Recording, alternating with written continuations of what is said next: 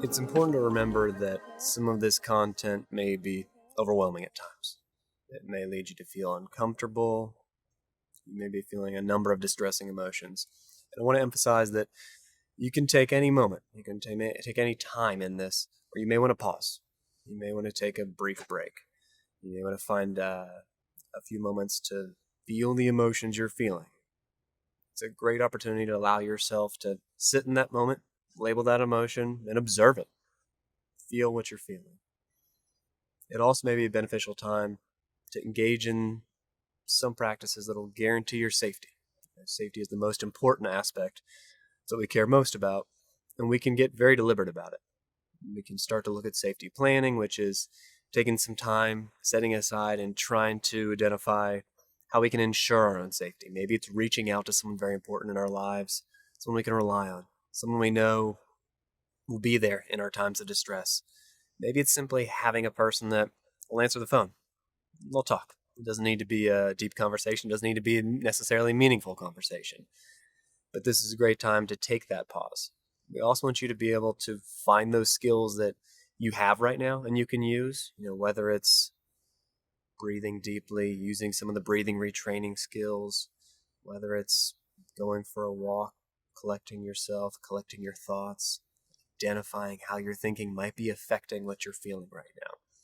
But the overall message is that your safety is most important, and we can focus on that in a lot of different ways. We also want you to start to plan where maybe some pitfalls might be. Ideally, we have a number of people we can reach out to. Someone may not answer the phone. Someone may not be available. Maybe it comes down to us really trying to find something we can do in isolation, whether it's watching a comforting show, listening to some comforting music, going to a comforting place. It may be somewhere external, maybe a coffee shop, maybe somewhere in our own home. It may be taking a few moments to relax in our bed or in a chair, taking a few moments to just ensure that we're able to deal with what we are feeling. There's always time to come back to this course. You can pause and return at a point where maybe the distress is lower or you feel more ready.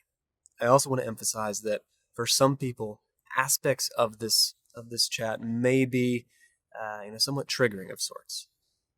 For example, when we talk about the index event, the traumatic events, the very strict definition of an index event, that's for the sake of diagnostics. That's for the sake of, things like billing codes. What's most important is that you understand what you're experiencing, how it's affected you. So as we talk about this, if what you've experienced doesn't necessarily meet that very strict definition of an index event, of a traumatic event, doesn't meet that criterion, that's okay. Because we also know that there are traumas that are different than that big T trauma. They're more those repeated exposures, more those social traumas, those social injuries. We can have experiences that are very hurtful and very distressing for us that others may not be able to relate to. Those are important, and those may be affecting you, and those warrant attention too. As part of that safety plan, you may want to reflect on some things we've talked about. One aspect that the trauma tends to affect is power and control, perceptions that we don't have as much power as we would like, or we're not as in control as we would like or prefer. And you have a tremendous amount of power and control right in this moment. You can pause this, you can replay certain parts in the future if you need to. We want you to exercise that and see that, and take the moments you may need.